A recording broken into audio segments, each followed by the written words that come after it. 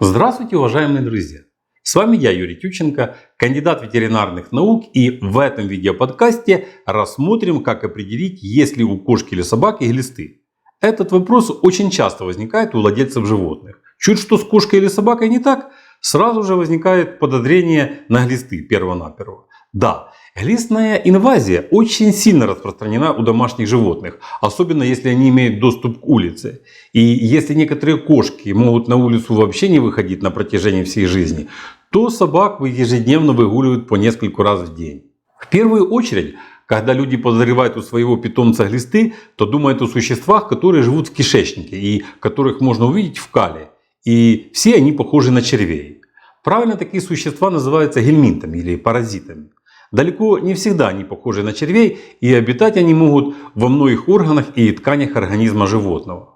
Но большинство владельцев собак и кошек имеют в виду именно паразитов, которые обитают в кишечнике животного. И в принципе они правильно думают, так как этими гельминтами собаки и кошки поражаются в более чем 90% случаев. И просто не могут не заразиться, если они бывают на улице. Если же кошка живет в квартире и никуда не выходит, то шансов заразиться кишечными глистами у нее, конечно, на порядок меньше, но все равно тоже есть.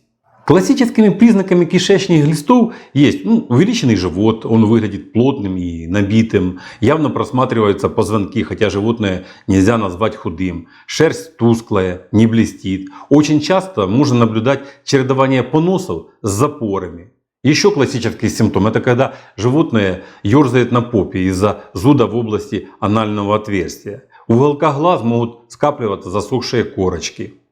Все эти симптомы являются классическими, и они описаны в любом учебнике по ветеринарной паразитологии. Но, как правило, на практике эти симптомы очень часто смазаны, и заболевание протекает без каких-либо видимых признаков. И так как вопрос по возможному наличию глистов у животного звучит очень часто, то по этому поводу я скажу так, что на данный момент самым правильным ответом на него будет дегельминтизация животного. Не надо проводить какие-то исследования на предмет наличия глистов в кале животного. Это хлопотно, дорого, и при этом можно не всегда и обнаружить яйца глистов в кале. То есть глисты в кишечнике животного есть, а яйца глистов в кале нет. И такая ситуация очень часто бывает. Поэтому если у вас возникнет подозрение, что у вашего питомца есть глисты, то возьмите и дайте ему препарат от глистов, понятно. Это будет самым простым и правильным решением данного вопроса. Современные препараты для дегельминтизации эффективные и безопасные. Есть масса препаратов, которые действуют только в просвете кишечника. То есть они там подействовали на гельминта, убили его и дальше в кровь не всасываются, а скалом выводятся из организма, не причинив ему никакого вреда. Согласно рекомендациям многих производителей препаратов, дегельминтизацию следует проводить не реже одного раза в квартал. Вот и придерживайтесь этой схемы. Если же у вас возникли подозрения, что у вашей кошки или собаки есть глисты, хотя вы давали животному ангельминтики месяц-два назад, то не парьтесь. Дайте еще раз, вреда не будет. Бывают и такие ситуации, когда животные заражаются раньше, чем прошло 3 месяца. Не часто, но бывает. Ведь схемы дегельминтизации всегда усреднены. Они же не рассчитаны на каждую конкретную ситуацию и под каждое конкретное животное. И если вы дадите противоглистные препараты раньше, чем прошло 3 месяца после последней дегельминтизации, то, подчеркиваю, вы этим никак не навредите своему питомцу. Поэтому вопрос, а если у моей кошки или собаки глисты, и при этом пытаться самостоятельно определить их наличие, в современных условиях абсолютно не актуально.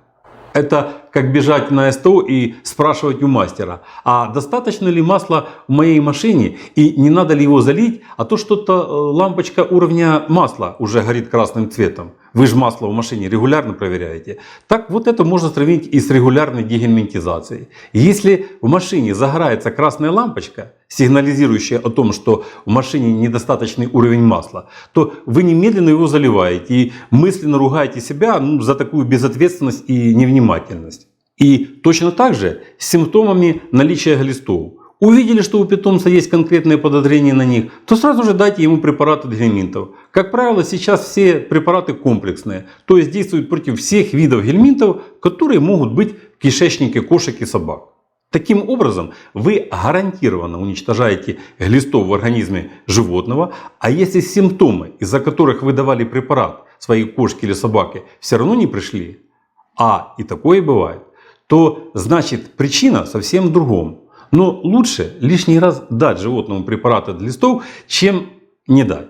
При этом вы, не потеряв времени, будете искать другую причину, которая вызвала вот эти симптомы. Глисты на данный момент не представляют собой никакой проблемы, если бороться с ними современными препаратами. И дача препарата собаке или кошке в неочередной раз не несет для них никакой угрозы. Ну а регулярные обработки против гельминтов вообще должны быть обязательным правилом.